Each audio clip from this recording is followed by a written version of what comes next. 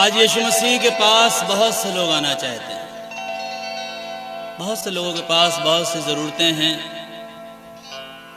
हर कोई पाना चाहता है। यीशु मसीह के वक्त में भी बहुत से लोग पाना चाहते थे। बहुत लोग बिना मांगे पा गए, लेकिन बहुत लोगों ने खुदा ने देना चाहा फिर भी वो नहीं ले पाए, क्योंकि वो झुकना नहीं चाहते थे, वो टूटना नहीं चाहते थे, वो अपनी खुदी का इनकार नहीं करना चाहते थे। यीशु मसीह देने के लिए है। उसने बाइबल में साफ वादा किया है, मांगोगे तो तुम्हें दिया जाएगा, ढूंढोगे तो तुम पाओगे, खटखटाओगे तो तुम्हारे वास्ते खोला जाएगा। हम मांगते ही नहीं हैं, इसलिए मिलता नहीं है। ढूंढते नहीं हैं, इसलिए पाते नहीं हैं। खटखटाते ही नहीं हैं, कैसे खुलेगा? आइए, आज की जरूरत यही है।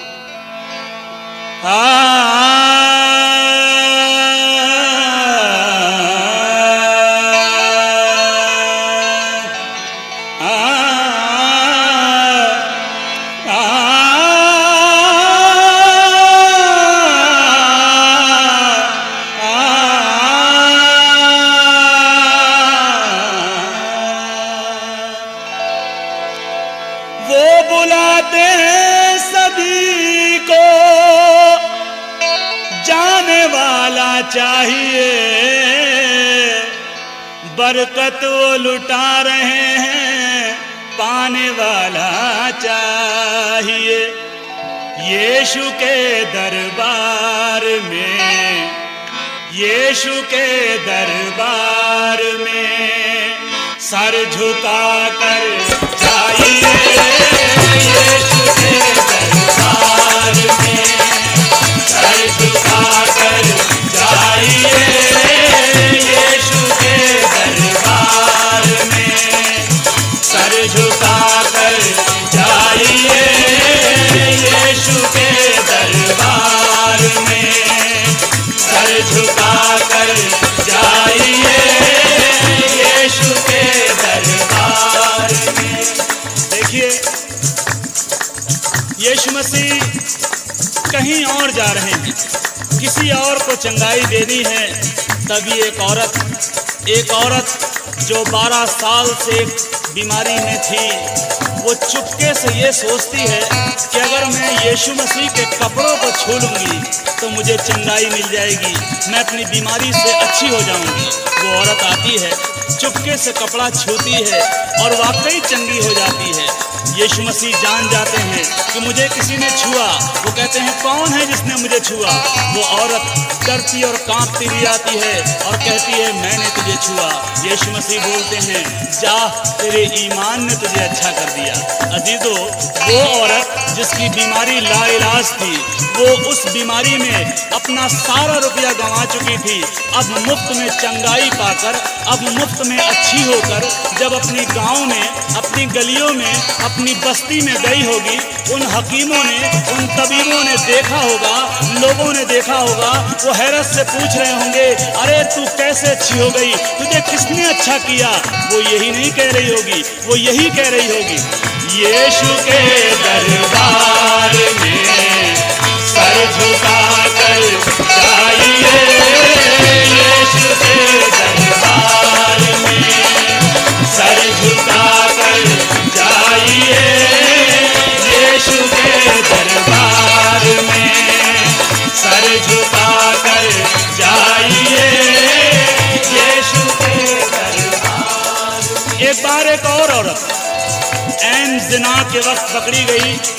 समाज के बड़े बड़े धर्म के ठेकेदारों ने उस पर तोहमत लगाई और यीशु मसीह की आजमाइश करने लगे और पूछने लगे, हे उस्ताद, हमारी शरीयत में लिखा है ऐसी औरत को तो पत्थरों से मारना चाहिए, बता हम क्या करें? यीशु मसीह ने कुछ नहीं कहा, बल्कि जमीन पर बैठकर लिखने लगे और कहा, तुम में से जो भी बेगुनाह हो वो पहला पत्थर मारे। एक एक करके सारे चले गए, किसी ने भी पत्थर नहीं मारा। मारा, यीशु मसीह अकेला रह गया। उसने औरत से कहा, किसी ने तुझे सजा नहीं दी, जा मैं भी नहीं देता। वो औरत जब अपनी गलियों में गई होगी, अपने लोगों में गई होगी, अपने मोहल्ले में गई होगी, अपने अजीजों में गई होगी, वो लोगों से जब कह रही होगी, देखो मेरे गुनाह माफ हो गए, लोगों ने कहा होगा, तूने क्या करा, तू कैसे गई? उसने कहा, जाओ तुम भी जाओ, लेकिन ऐसे यीशु के दरबार में सर झुका कर जाइए, यीशु के दरबार में सर झुका कर जाइए, यीशु के दरबार। एक फरीसी के घर में दावत थी। यीशु मसीह बैठे हुए थे, उसके चेले बैठे हुए थे। अचानक एक औरत, जो एक गली की नहीं, एक कॉलोनी की नहीं, बल्कि पूरे शहर की बदनाम औरत थी, वो अंदर आई। उसे किसी ने नहीं बुलाया था, वो किसी से कुछ नहीं बोली, वो घर के मालिक से कुछ नहीं बोली, वो लोगों से कुछ नहीं बोली, वो यीशु मसीह से भी कुछ नहीं बोली। चुपचाप आई, यीशु मसीह के पैरों के पास बैठ गई, अपने आंसुओं से उसके पैर भिगोने लगी, अपने बालों से उसके पैर पोंछने लगी। उस औरत से यीशु मसीह ने कहा, जा तेरे गुनाह माफ हुए। घर के मालिक ने यीशु मसीह के ऊपर शक किया। उसने मन ही मन सोचा, अगर ये आदमी रास्तबाज होता तो पहचान जाता कि ये औरत कौन है जो इसे छू रही है। यीशु मसीह जो मन की बातों का जांचने वाला है, उसने उससे कहा, मुझे तुझसे एक बात कहनी है, कौन ज्यादा मोहब्बत करेगा, वो जिसका कम किया गया वो या जिसका ज्यादा माफ किया गया? वो बोला, जिसका ज्यादा माफ किया गया। इसलिए यीशु मसीह बोले, मैं तेरे घर में आया, तूने मुझे पांव धोने के लिए पानी नहीं दिया, लेकिन इस औरत ने अपने आंसुओं से मेरे पैरों को धोया है। तूने मेरे गाल पर चूमा नहीं दिया, लेकिन इसने मेरे पैरों को चूमना नहीं छोड़ा है, इसीलिए इसके गुनाह जो ज्यादा थे माफ हुए। मेरे प्यारों, जब वो औरत अपनी गलियों में गई होगी, अपने शहर के बदनामियों में पहुंची होगी, जो लोग उसे देखकर मुकर जाते थे, जो लोग उसे देखकर मुंह छुपा लेते थे, वो लोगों के सामने बड़े हियाव के साथ, बड़े दिलेरी के साथ कहती होगी, आओ देखो उस खुदावंत को जिसने मेरे गुनाहों को माफ कर दिया, तुम्हें भी माफी मिलेगी। लेकिन ऐसे जाना, यीशु के दरबार में, यीशु के दरबार में सर झुका कर जाइए, यीशु के दरबार में सर झुका कर जाइए,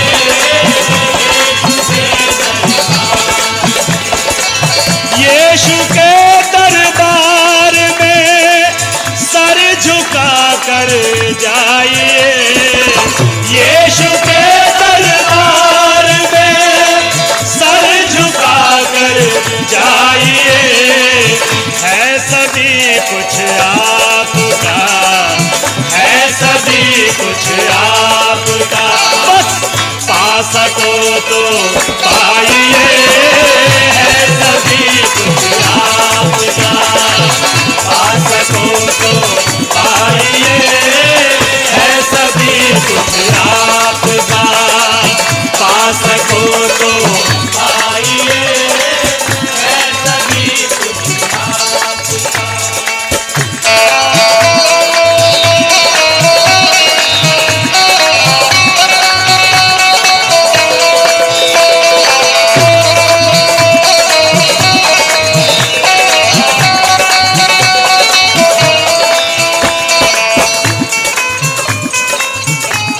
जीवन की रोटी के बारे में बहुत सुना होगा।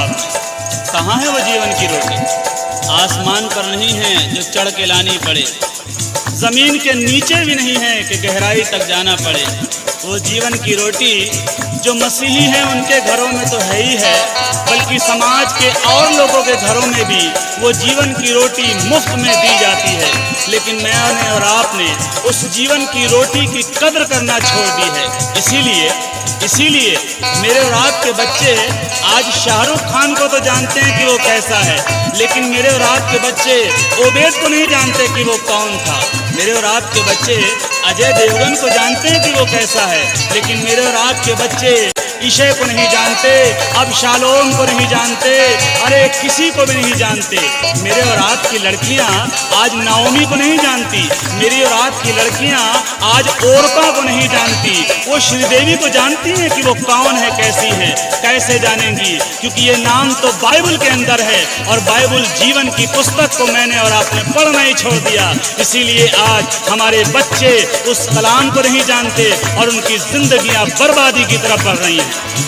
आप बाइबल को सजा कर मत दिखालों पर रखो, आप बाइबल को सजा कर मत दिखालों पर रखो। है यही जीवन की रोटी, है यही जीवन की रोटी, खा सको तो खाइए, है यही जीवन की रोटी, खा सको तो खाइए, है यही जीवन की रोटी, खा सको तो खाइए, है यही जीवन। बाइबल कहती है, और जो हुक्म मैं आज तुझको सुनाता हूँ वो तेरे मन में बनी रहे, तू इन्हें अपने बाल बच्चों को समझा कर सिखाया करना। घर में बैठते, राह में चलते, लेटते, उठते इनका बयान किया करना और इन्हें अपने हाथ पर निशान करके बांधना। ये तेरी आंखों के बीच टीके का काम दें और इन्हें अपने घर के भीतर की बाजुओं पर और चौखों पर और किवाड़ों पर लिखना। अरे मेरे प्यारों, मैंने और आपने आज वो सब कुछ छोड़ दिया, इसीलिए आज वो बरकतें जो मेरे और आपके घरों में होनी चाहिए नहीं मिलती।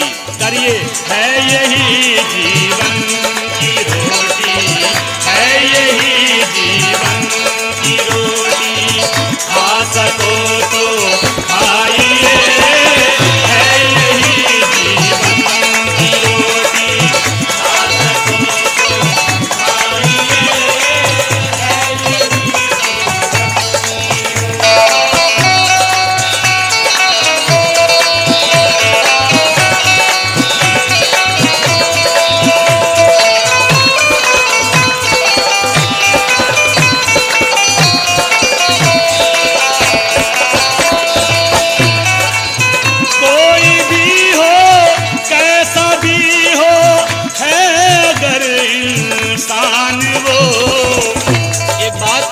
एक बात सोच कर रखिएगा, अगर मैं और आप पिक्चर हॉल में बैठे हों और बगल की सीट पर मेरा और आपका दुश्मन आकर बैठ जाए तो क्या पिक्चर हॉल में जाना बंद कर देंगे?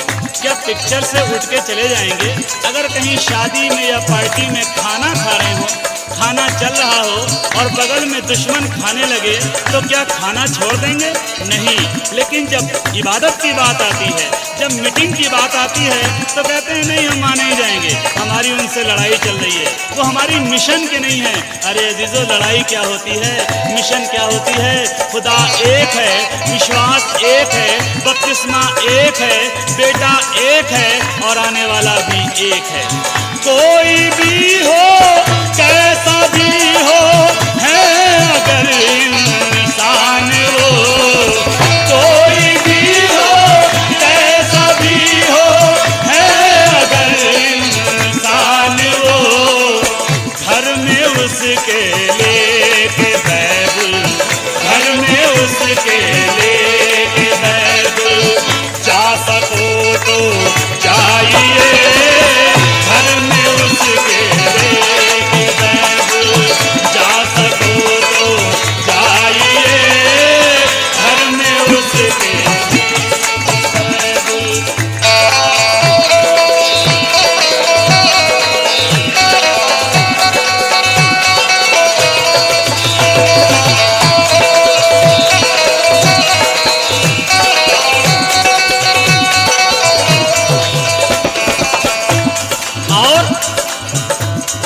जब खुदा ने कोई फर्क नहीं रखा, बाइबल कहती है वो वो धर्मी पर भी सूरज उगाता है, अधर्मी पर भी सूरज उगाता है। धर्मी के खेत में भी बारिश होती है, अधर्मी के खेत में भी बारिश होती है, जब उसने सबको मौका दिया है। मैं और आप कौन होते हैं भेदभाव करने वाले? मैं और आप कौन हैं जो फर्क करते हैं? वो है हिंदू, वो है मुस्लिम, वो है पापी, वो पवित्र। वो है हिंदू, वो है मुस्लिम, वो है पापी, वो पवित्र। ऐसी बातों की दीवारें, ऐसी बातों की दीवारें ढा सको तो ढाइए, ऐसी बातों की दीवारें ढा सको तो ढाइए, ऐसी बातों की दीवारें ढा सको तो ढाइए, ऐसी बातों की दीवारें।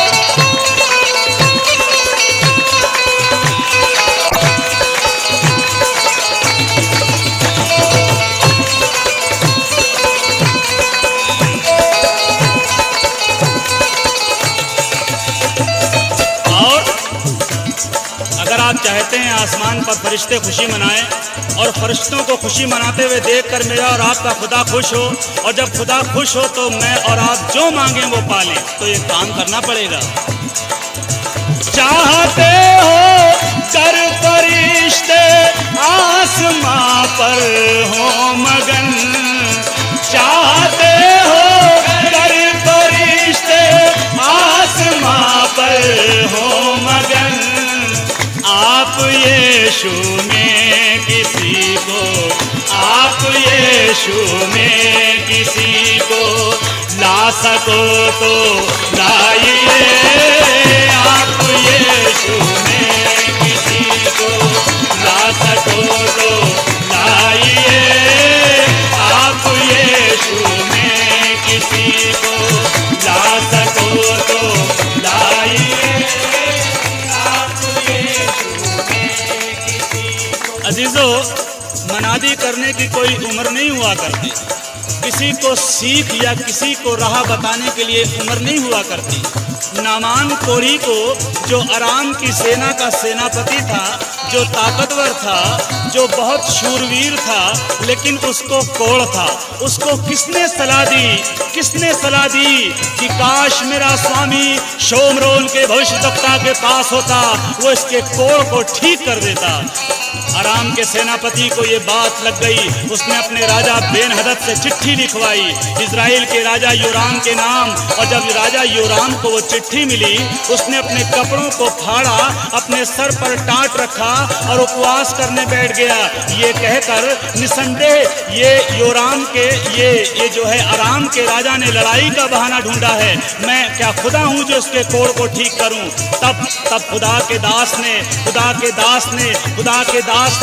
राजा से कहलवाया, अपने टाट को उतार, अपने उपवास को तोड़ और उसको मेरे पास भेज। जब अराम का सेनापति नामान उसके दरवाजे पर पहुंचा, तब उसने कहा, जा यर्दन में 7 डुबकी मार ले, तेरा कोढ़ ठीक हो जाएगा। और जब उसने अपने यर्दन में जाकर 7 डुबकी मारी, 7वीं डुबकी के बाद उसका जिस्म बच्चे की तरह कोमल हो गया। अरे उसका कोढ़ जाता रहा। मेरे अजीजों, जब वो एक छोटी सी लड़की, वो एक छोटी सी बंधुआ लड़की, वो एक कैदी लड़की एक सेनापति को राह दिखा सकती है, अरे दावे के साथ कह सकती है, मेरे खुदा के पास जाओ, तुम्हारा कोढ़ ठीक हो जाएगा। मैं और आप क्या एक छोटी सी बच्ची से गए गुजरे हैं? क्या उस गुलाम लड़की से गए गुजरे हैं? ऐसी बात नहीं है। आज से ही कोशिश करिए, कहिए लोगों से, आप यीशु में किसी को, आप यीशु में किसी को ला सको तो ला